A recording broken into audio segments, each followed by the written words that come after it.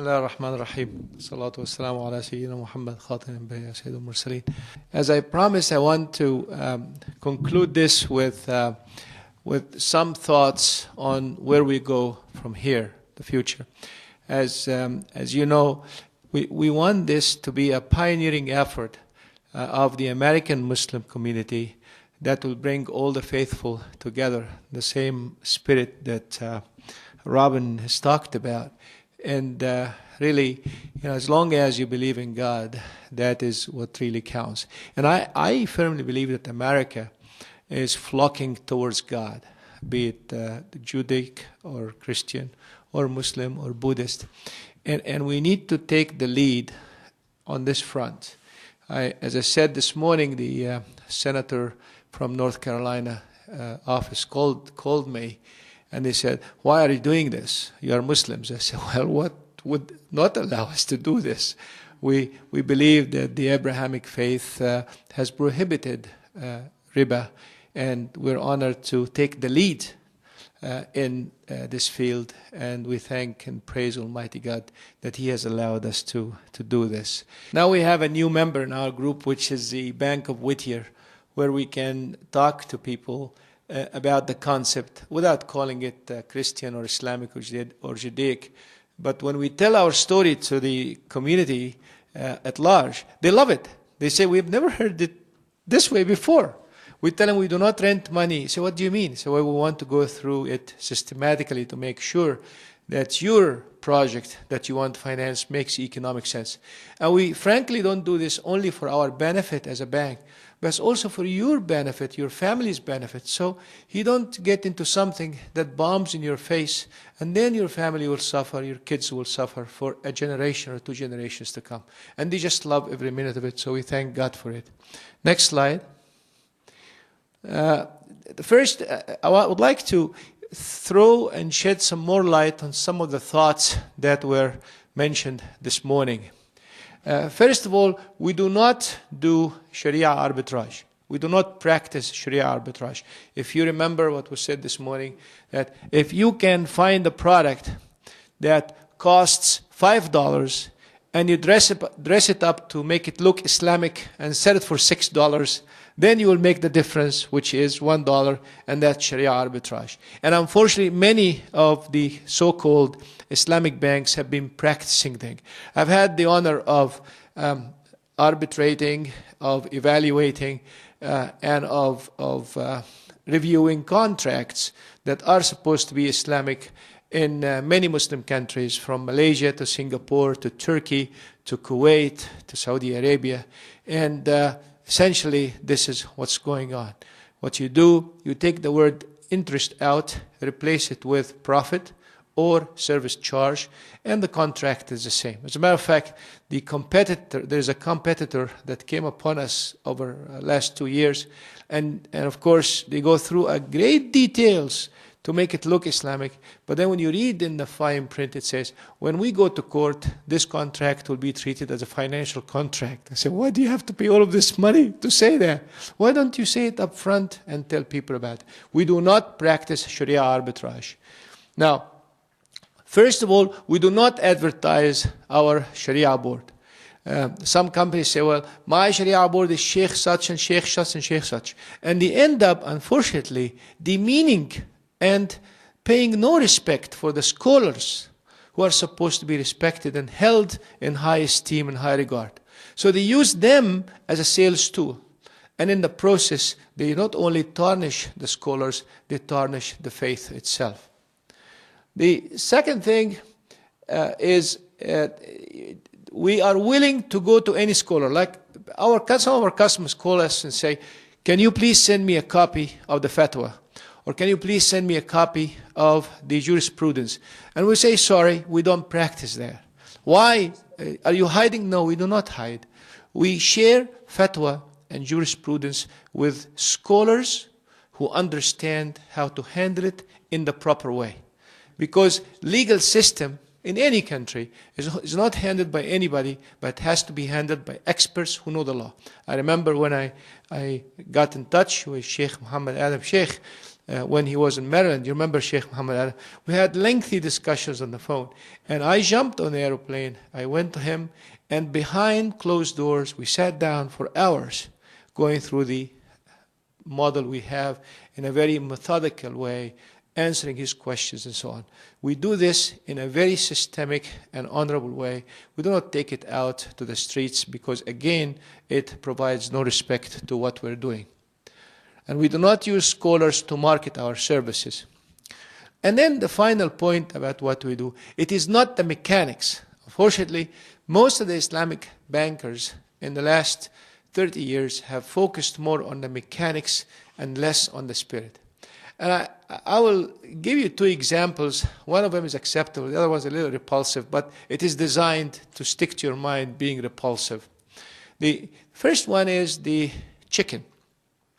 If you go to Vons or Kroger and buy a whole chicken, you can buy it for $2, $3, $4, $5. You go to the Biha meat store, you'll buy it for $7 or $8. And you put them on a table, they look the same. So people say, well, they look the same. Why do you call this halal and why do you call this haram? Well, because it is in the process, in the spirit, in the way these chicken were handled. One has been going through a lot of systemic procedures that made it halal, and the other one was not handled this way. The second one is the difference between zina, or fornication and adultery, and marriage. Mechanically, it is the same. But legally, Islamically, and in any faith, it is different. Because, the difference is the code of getting together to become a husband and a wife. So the mechanics, I like to use the terminology used by the Clinton campaign. It is the economy stupid. So I always go to conferences and say, well, it's not the mechanics stupid, it is the spirit. The spirit is we need to focus more on how to wisely use the money, how to wisely invest our resources. It is not to catch up with the next door neighbor who moved to a $2 million home. It is not to catch up with the lady next door who bought a Mercedes. It's not to catch up with the person next door who went to Neiman Marcus and bought this and that. It is living within your means. And this is what our parents taught us. Live within your means. And this is what Margaret Thatcher said. We live within our means, we pay our taxes, and we respect the police force. Three different simple ones that are the rules of living since a very long time ago. So we are willing to invest our time to educate. Sometimes some of us sit on the phone for 2 hours. Luckily, I own 2 phones, a Nextel phone. All incoming calls are free. And I think Nextel is very unhappy about that. But we spend a lot of hours on that. And I also discovered that AT&T offers an unlimited in and out for $99 a month. And with the bad service of AT&T, I'm still sticking to it because we really get to use it very extensively. So we're willing to invest our time. As a matter of fact, it takes us much more time to do one financing deal. Probably at least 5 times as much as anybody else. Because you call Wells Fargo or even the competition, say, well, how much is the monthly payment? Well, boom, boom, boom, boom, so much. How did you know? Oh, but we're renting you. We just agreed that the rent is going to be equal to the interest rate. And we say, how can that happen? How can you do that? It doesn't work this way, because this is called hiyal, or tricks, as Dr. Al-Gamal said this morning. And then we do not subscribe to the marketing campaigns. Now, if there's a company, it used to be called Commercial Credit. I'm sure Robin knows Commercial Credit very well. Now it's called City Financial to make it look very attractive. Now, I know how they train their officers. Don't quote me on that. But they tell their officers, we do not sell interest rates. You do not go out and tell people that the interest rate is 10% or 9% or 8%. We sell monthly payments. So a poor Latino man who is trying to raise his family, has no medical insurance, goes out to buy a truck so it can help him in his gardening work every week. They don't tell him that we're charging you 20%, sometimes 25%. I'm sure you investigated them. 25%. They don't do that. They say, oh, all you need to do, just come to me, I'll finance the truck for you. charge 25%. But they don't tell him that. They tell him in very, very fine print, because they have to abide by the regulation Z, which is the disclosure of the implied interest rate. But they tell him, pay me $100 a month. And guess what? That $100 a month is equal to 25%. We don't do that.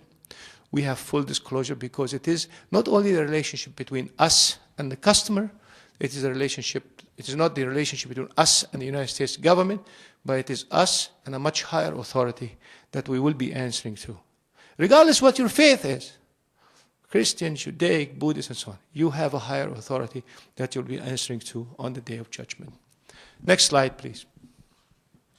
Then I would like to tell you that if the Muslims are being attacked by the likes of Franklin Graham and Pat Roberts and so on, this is not the first time. So don't feel down, all right? It has happened before. It will happen in the future. So don't feel down. وَلَا تَهْنُوا وَلَا تَحْزَنُوا وَأَنْتُمُ الْأَعْلَوْنَ إِن كُنتُم مُؤْمِنِينَ. Don't feel down if you get to be attacked, because God's willing, you will prevail if and only if you believe in Almighty God, if and only if you uplift the values of Almighty God. After World War II, the foreign minister of the British government addressing the parliament shortly after World War II, and this is a quotation from the quotation books. He said, "We must put an end to anything which brings about any Islamic unity between the sons of the Muslims.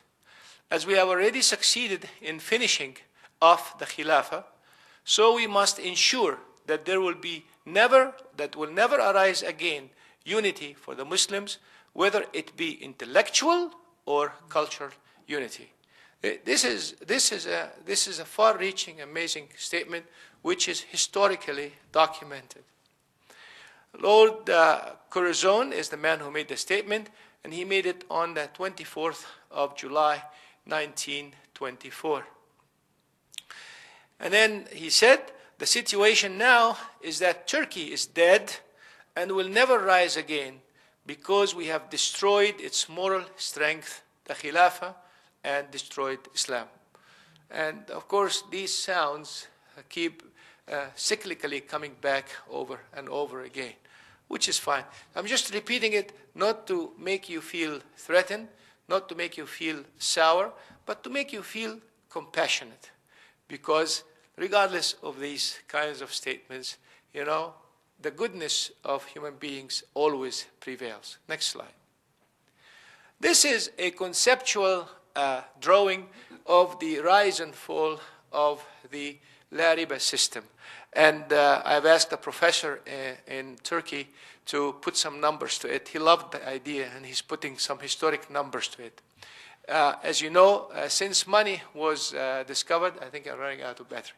Since money has been discovered in the year 2500 before Christ, the Christian era, of course, riba, which is the renting of money, has flourished until 700 AD, when the Islamic concept started flourishing, trade started taking hold, and of course the riba-free system started going up, until the demise of the Khilafah in 1920, after the Sèvres Agreement in France broke it up.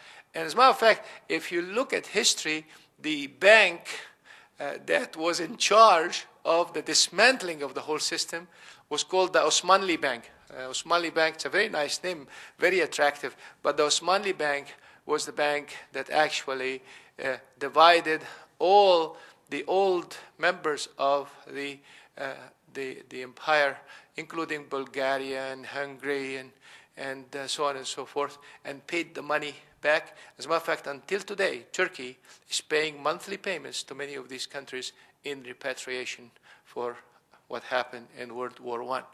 Of course, the riba-free system declined big time, and in lieu of this came out the riba system. The time difference between the development of the riba system and the riba system is about 600 years. So to play catch-up, just to play catch-up, it will take us, in my guesstimate, about 150 years to do this. We started about 20 years ago, so we got 130 years. So plan on 130 years. And when I say this, I say it very advisedly, because I hope that you will give the news to your children and your grandchildren. I once had a conversation with a rabbi who told me that the definition of a good Jew, Yahya, is not only the person who teaches his children to be good Jews who speak Hebrew, but it is the person who teaches his or her children and their grandchildren to be good Jewish and good Hebrew speaking. Why? Because then the link and the continuity will keep going on. And that's why we urge you to please not only take care of your children, but of your grandchildren. And the only way of getting grandchildren while your age is young as a grandfather is to encourage your children to finish their school as soon as possible, get married as soon as possible, and have children as soon as possible, inshallah. Right, Iqbal? Get Nida to get married fast, right? Inshallah. Next slide. Now, here is the problem, and that's the currency devaluation. And this is as of June 30th, 1998, the very well-known Asian currency crisis, because of which we gave the Lifetime Achievement Award to His Excellency Mahathir Mohamad, and last night to the man who really is the brain behind all of this, Mr. Yaqub.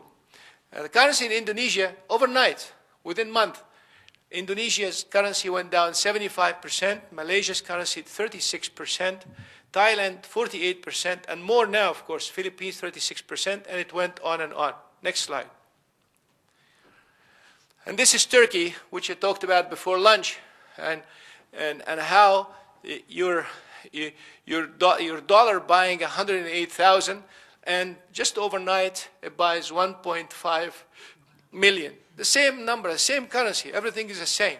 Just and as I said before, and I'm saying it for the benefit of Robin, is the rich and famous and the major generals and the army officers, they don't get to be hurt with this. It is the poor, it is the farmers and the workers who don't know even what a dollar is. All you need to do is just to buy bread to feed their kids in the morning. And they wake up in the morning and they find that you cannot even buy that loaf of bread. I think this is criminal. I think this is unfair. I think this is unethical. I think it's non-religious, sacrilegious. I don't care what you call yourself, but it is not acceptable. Same thing, same story. Indonesia, Libya, Sudan, Malaysia, Pakistan, Egypt, and Morocco. And as a matter of fact, this is a snapshot in January 2002, and I'm going to update that slide. I prepared that slide back.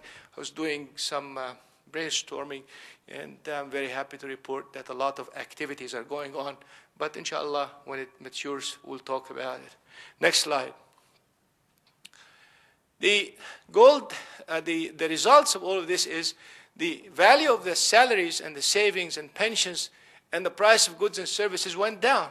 I mean, if they tell you that, oh, hey, you saved 100,000 liras, what was 100,000 liras overnight, it became nothing, zero. So you are back. And the same thing happened here in the United States in a different format, which is Enron. I'm sure you heard about Enron and so on and so forth.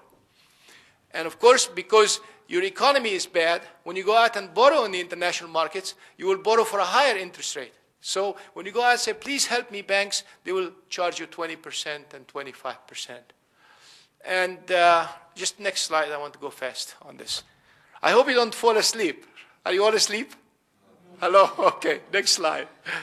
The major powers resort to freezing assets entrusted with its banks. Like, for instance, Egypt had millions of dollars at the time, in today's value, billions of dollars.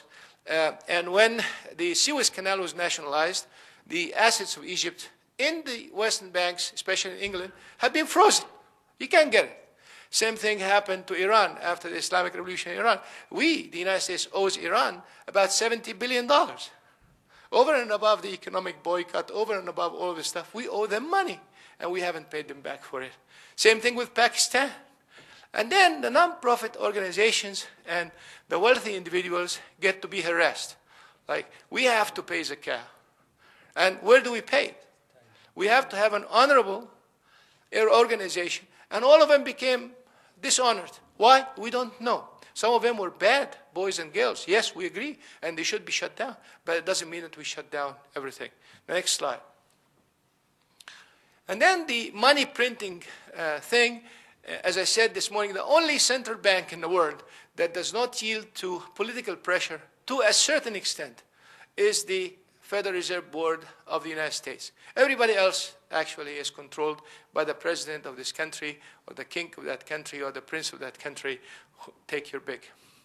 And then debt accumulation without democratic due process. As you know, if the city of Pasadena wants to go out and issue a bond so they can borrow money from the public to build streets, they have to go and have a referendum on borrowing or not. Is that what we do here? Hello? Is that what we do here?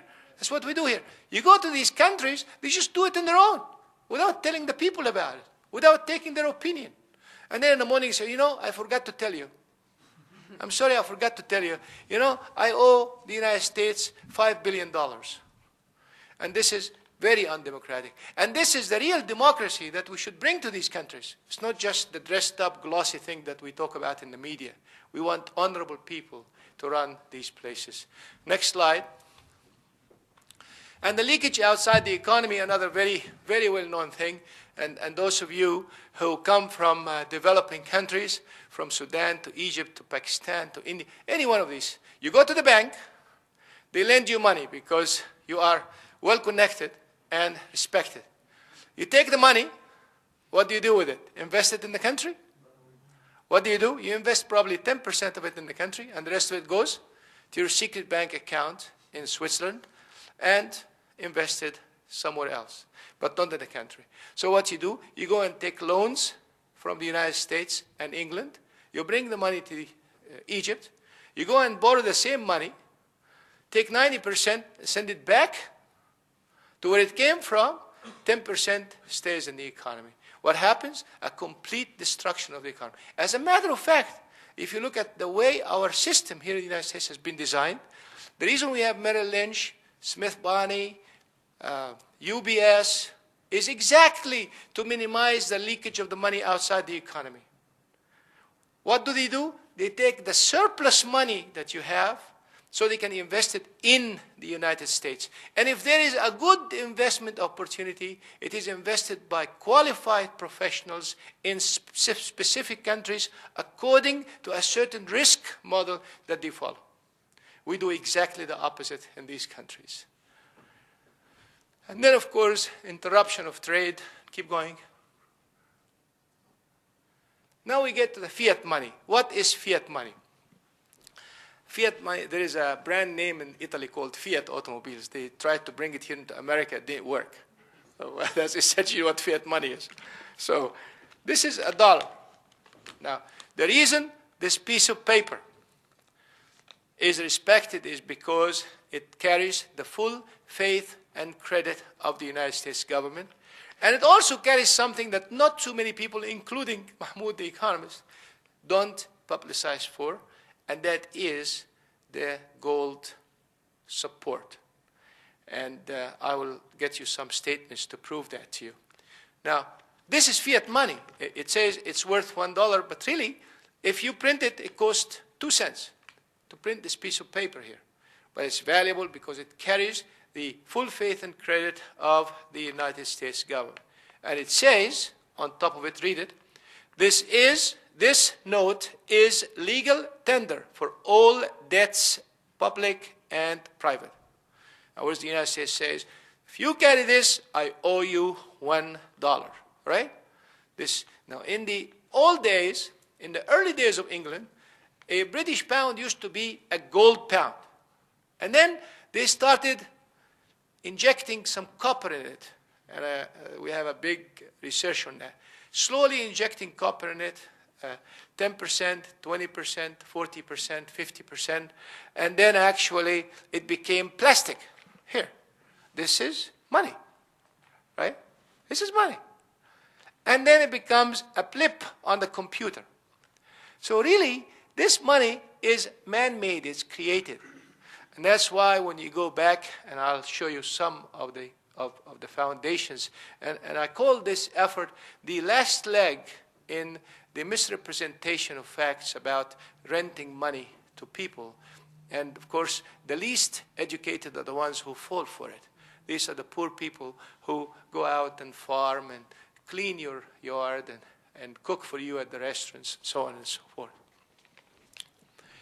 So paper money was first used by, let me get to you. According to Webster's New World Dictionary, fiat money is currency made legal by fiat. Fiat means sanction, and neither backed by nor necessarily convertible into gold or silver. In other words, if you go and exchange, it doesn't have to be converted into gold or silver. Paper money was first used by the Chinese beginning in the Tang dynasty between 618 and 907. And during the Ming dynasty, 1300 AD, the Chinese placed the emperor's seal and signature of the treasury on a crude piece of paper made from mulberry bark.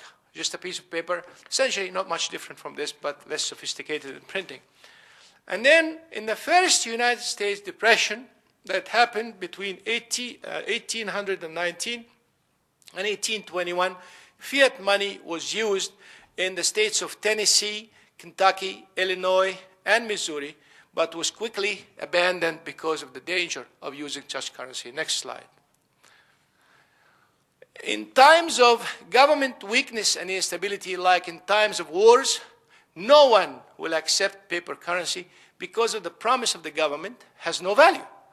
I'm sure all of you have seen pictures of Hitler time during World War II, 1945-48, carrying a huge container of money to buy one loaf of bread. Because the piece of paper says, well, I owe you this amount of money, but if the government is not, what just happened in Saddam Hussein's Iraq. The currency, same way, had no value because whoever signed it is not there or even not trusted to meet that fiat promise. And here is Mr. Greenspan, I'll call him Uncle Greenspan, the chairman of the United States Federal Reserve Board. On May 20th, 1999, he made the following statement to the House Banking Committee soon after the United Kingdom announced that it is decided to sell part of its gold reserves. The United Kingdom made an announcement to sell part of its gold reserves, and he was asked, are we going to do the same? He said, no.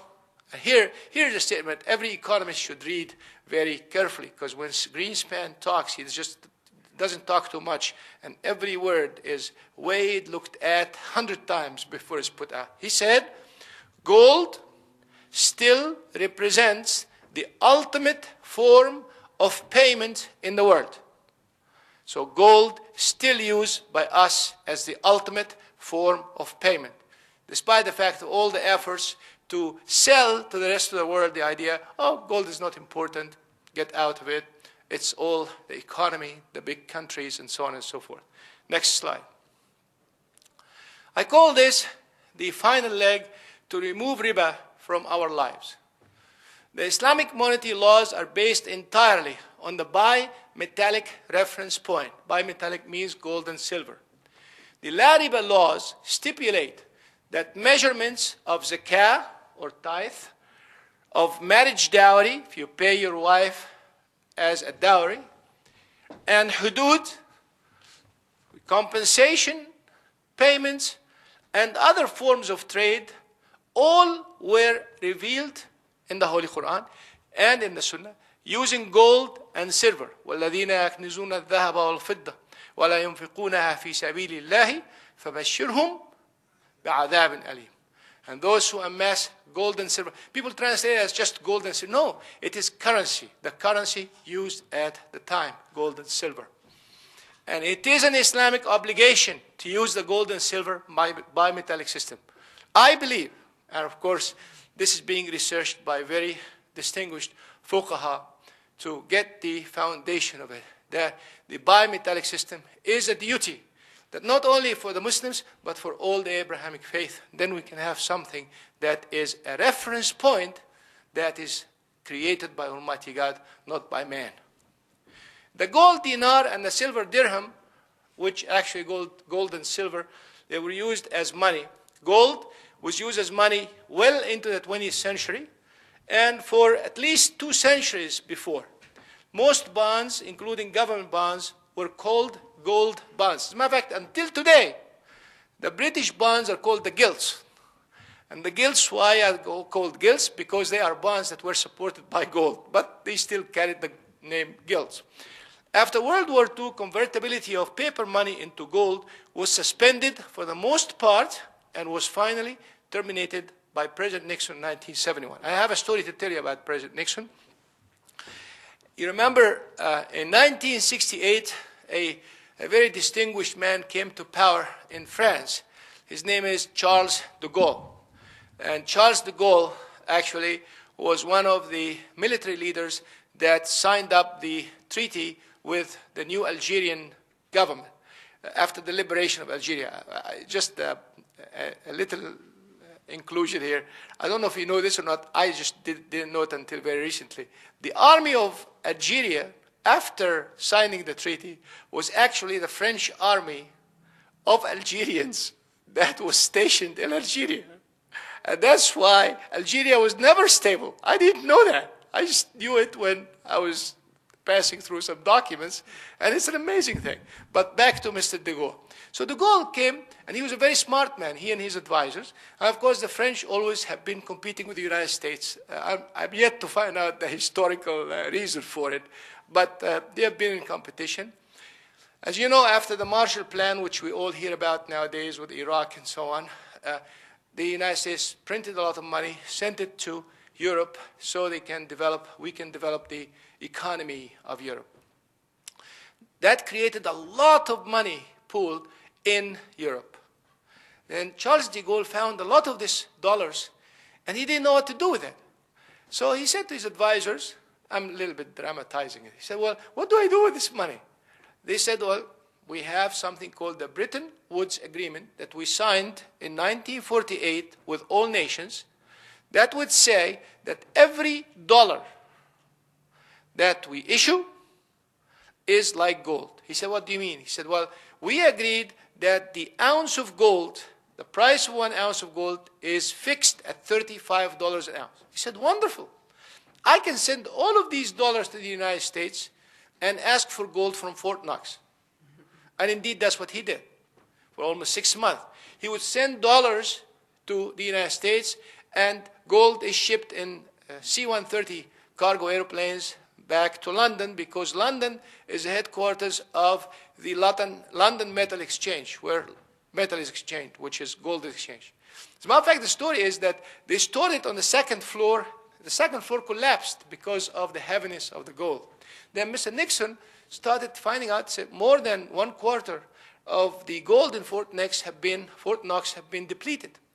So he said, what do we do? And of course, inflation was rampant, you remember those days and so on. So he was advised to break the relationship between the dollar and the gold, and that happened in August 1971. I don't think Robin was old enough to remember that. But those days, they had the wage and price freeze and control and then the value of the gold was left to float to its market value. It went as high as $120 at the time, and it kept going up and up. And so, next slide.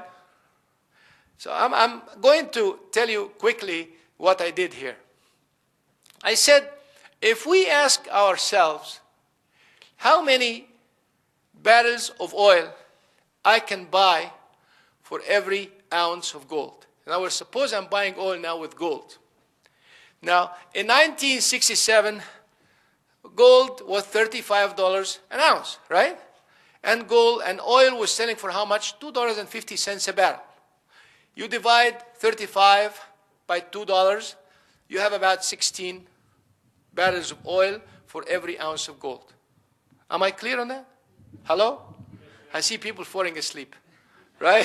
Have I cleared that? You're buying 16 barrels of oil for every ounce of gold. Now, if you look at the numbers today, if you buy it with gold, you're buying today 2 barrels of oil for every ounce of gold. Real numbers. That means the effective value of a barrel of oil, had we fixed the relationship between gold and the dollar, is almost $200 a barrel of oil. And this is very dangerous. And this is why what's happening is happening. And I'll tell you why. Next slide. This is the price of oil actually with the current dollar value fluctuating, right? I mean, the dollar is left to the gold is left to fluctuate up and down, and you will see that it ranged between $10 barrels of oil per ounce of gold to 30 barrels of oil per ounce of gold. Now, which means that you're buying a lot of oil for an ounce of gold. Now, look at this. When did the Iran-Iraq war end? 1989, right?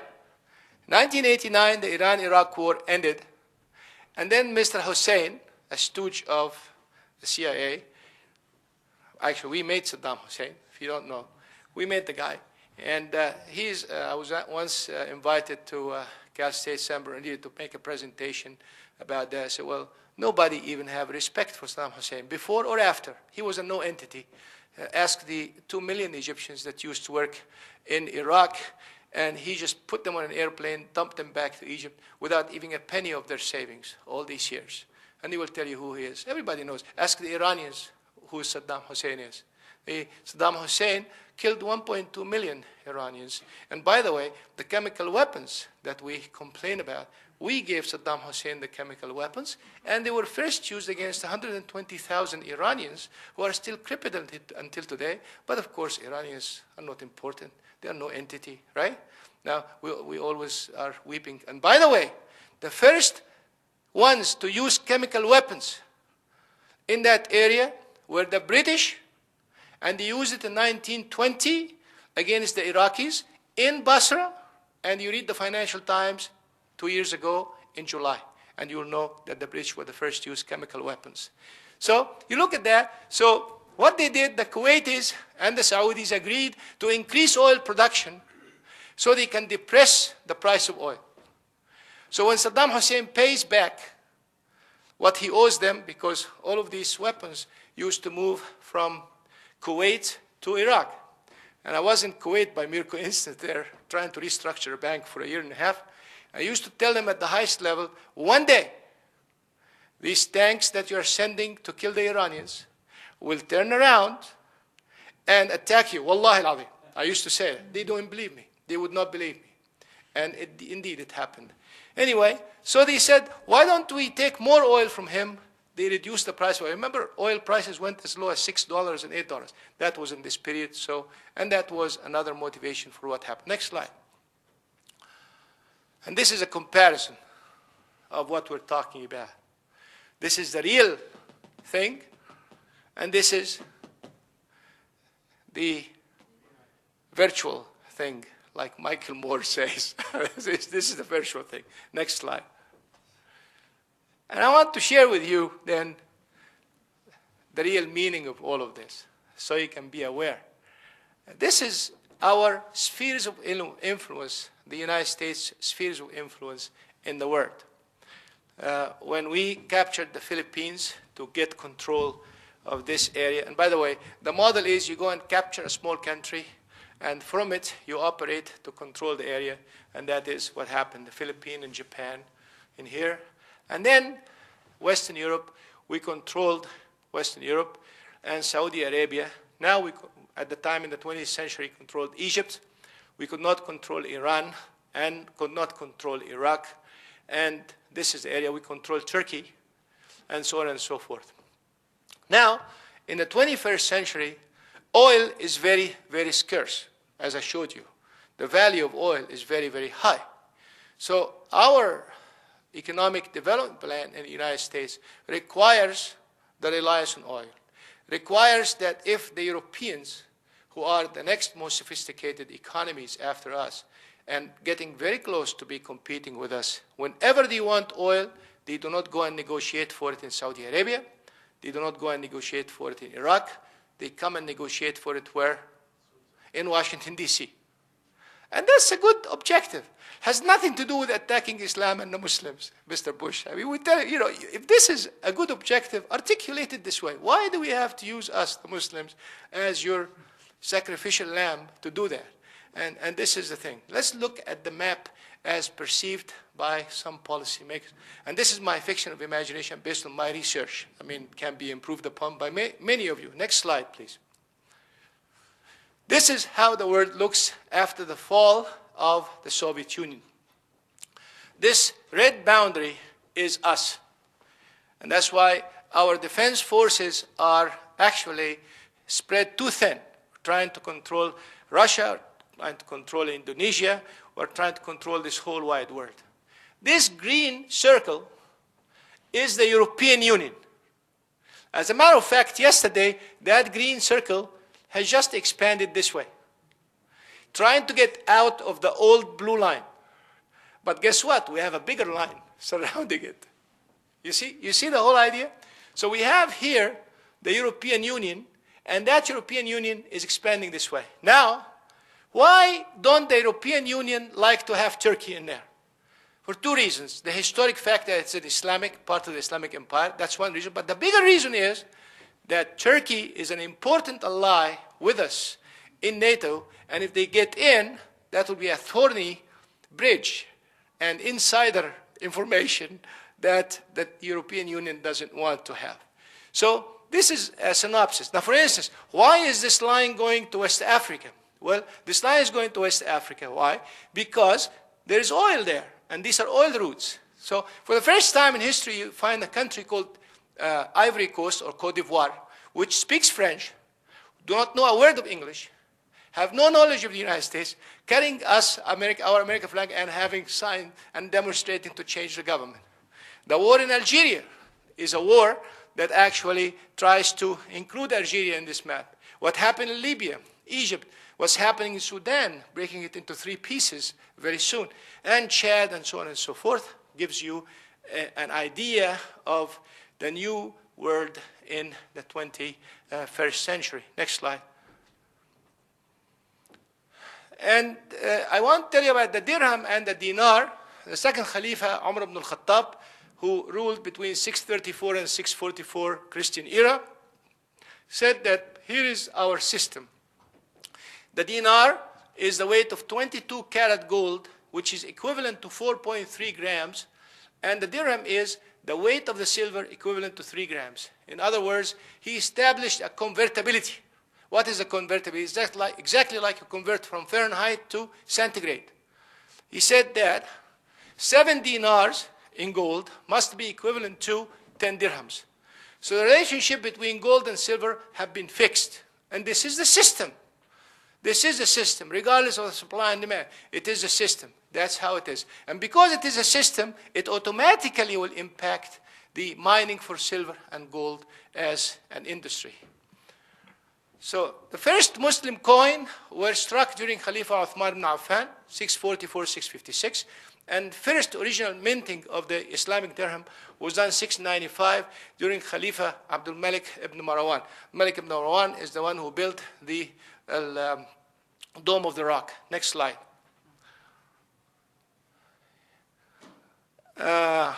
Keep going. Keep going. Next slide. Next slide. The center of gold trading in London is London, actually. And the center of London gold and silver trading is called the London Bullion Market. And the London Bullion Market Association controls it, LBMA. Now, how does gold price get to be fixed? Gold prices are fixed beginning in 1919, and this happened until 1939 when the gold market was closed due to World War II.